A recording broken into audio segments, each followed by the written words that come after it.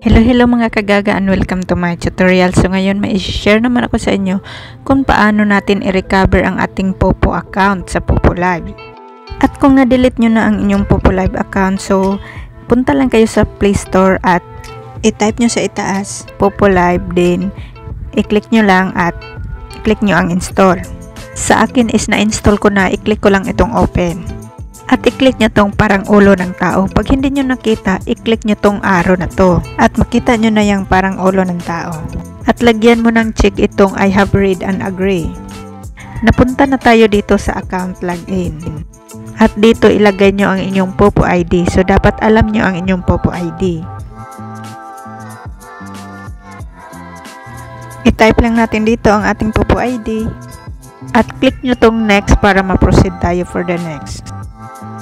Diyan sa itaas, nakalagay na ang aking Popo ID. So, ang problema is nakalimutan ko ang aking password. So, click ko itong forgot password.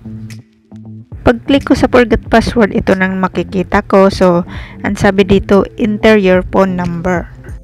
At i-enter na natin ang ating phone number na naka-register sa Popo Live. I-type nyo lang ang iyong phone number dyan. Then, i-click nyo ang next pagkatapos. Then, huwag kalimutang i-click nyo itong get para mag-send ng verification code ang Popo Live sa atin. Click mo ang get, then enter the verification code. Yun sa gilid, sundin mo yan. I-type mo dyan. Pag-click natin sa confirm, magte-text na sa atin ang Popo Live. At ito ang binigay ni Popo Live na verification code. At dyan sa baba, ilagay nyo ang inyong bagong password. Yung bagong password. Yung password na hindi nyo madaling makalimutan.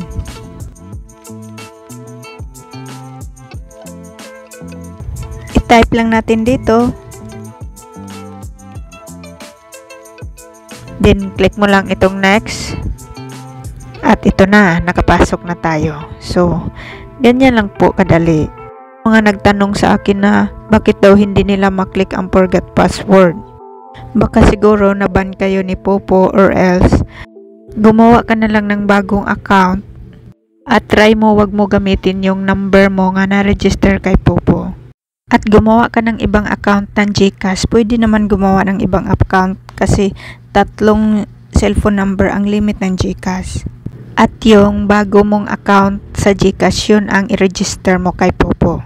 Salamat sa panonood at sana nakatulong ako sa inyo, and please support and subscribe to my channel.